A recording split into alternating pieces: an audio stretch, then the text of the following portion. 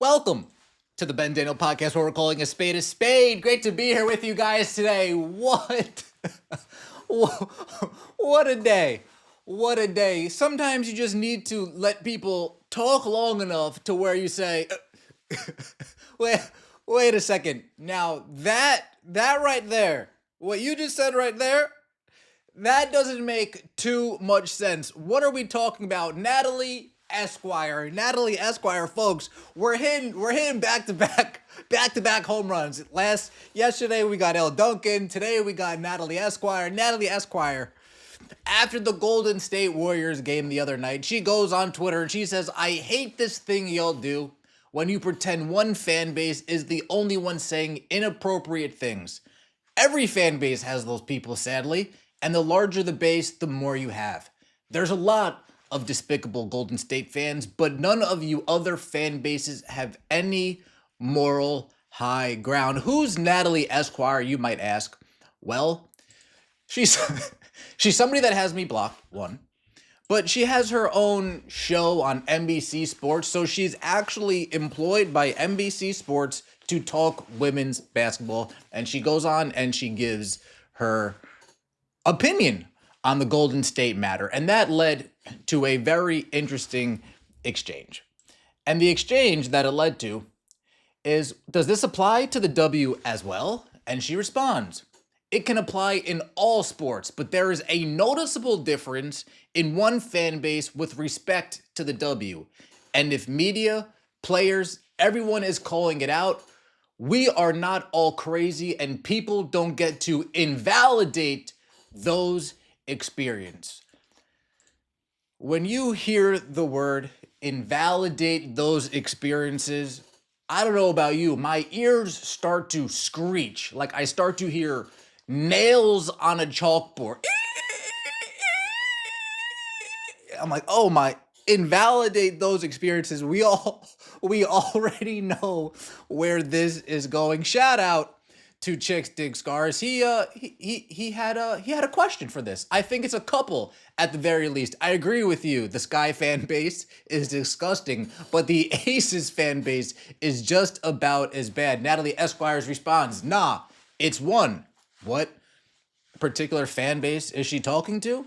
Maybe the Sky fan. You think the Sky is worse? Or specifically Angel fans? They were pretty nasty, making players on their own team break down and cry. Yeah, that's right. That is true. That is true. We do remember this, folks, don't we? We do remember this. Obviously, just making sure to play this game mentally. I know Dana went through the same, but it's hard because it should have never been like that. And to go and just want to play basketball every day, and you have people constantly, and if it's online, it's online, but like you now get tagged in it, and I'm constantly having to block people and just people making narratives up about you. It's hurtful. It is. And it's hard to just focus on basketball. And I appreciate the new eyes, but if it comes with hate and bigotry and racism and even people that look like me bashing you, you can keep it offline because it's so hurtful and you don't know how that affects people. So I think that's just something that a lot of new fans need to be mindful of, and we don't want that to carry into the locker room. And you let them know, Isabel. You let them know. There's no way these were Indiana Fever fans, right? There's no way Indiana Fever fans. From everything that I learned from the WNBA last year. Fever fans they're all white, right? Right? All Fever fans are all white. So if Isabel Harrison says it's fans that look like her, it possibly couldn't be Fever fans based on their own logic. We know better than that. I mean, I'm an Indiana Fever fan. We know better than that. But based on their own logic, it has to be the Chicago Sky fans that Isabel Harrison was talking about. But I think that the bar is being set too high, right? On today's episode of Hypocritical Things the WNBA media has to say, we get the Natalie Esquire tweet. On a side note, surely none of these despicable Golden State fans will be following the Valkyrie. Surely not. The moral bar is being set too high. Surely there's going to be no carryover from Golden State fans heading into the Golden State Valkyrie fan base, but let's evaluate this a little further. We have the Dearica Hamby situation. Oh yes, the Las Vegas Aces, they treated Dearica Hamby. Dearica Hamby will shoot the technical.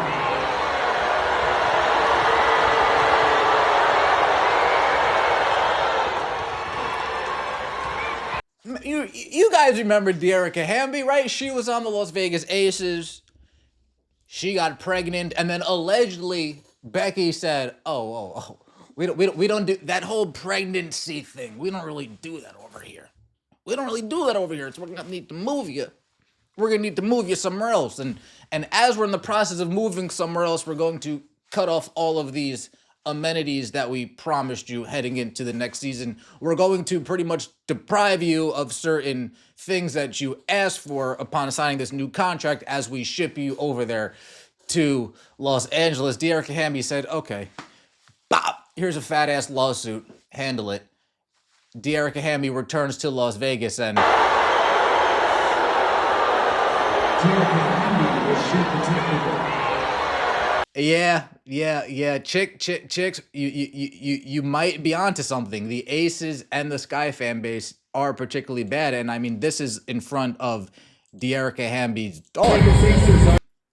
They're booing her in front of her daughter is attending the game, and there's the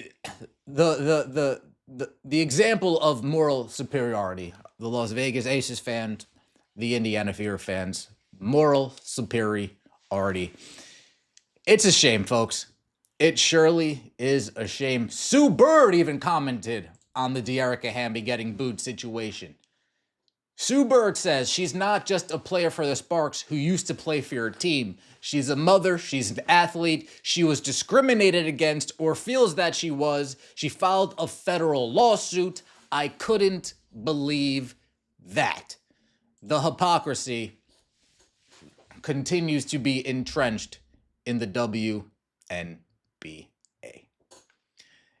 Natalie Esquire even has a back and forth with Mick Talks Hoops.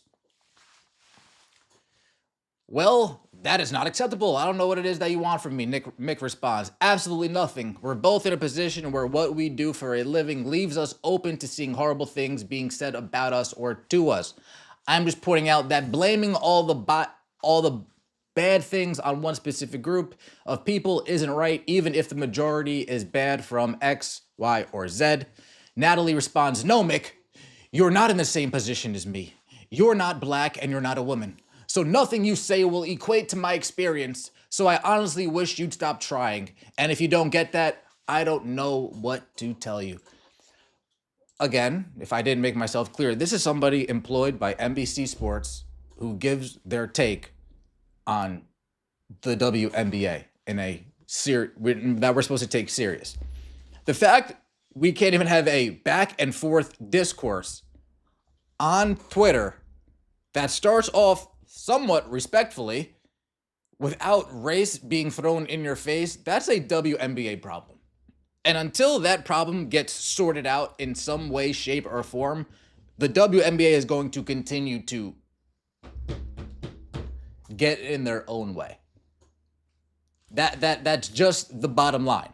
Oh, this is a person who covers the WNBA. Sweet. Let me engage as a fan. Hey, Natalie, I think you're wrong over here. How dare you think I'm wrong? You don't know my experience. I'm black. I'm a woman. How dare you critique me? Oh, that's interesting. That's very interesting. So, okay. You understand? do we understand here? Let me know what you think in the comment section below. I appreciate all of the support. Don't forget to like the video if you enjoyed and subscribe to the channel. That would mean so much to me. We'll see you next time, and as always, take it easy.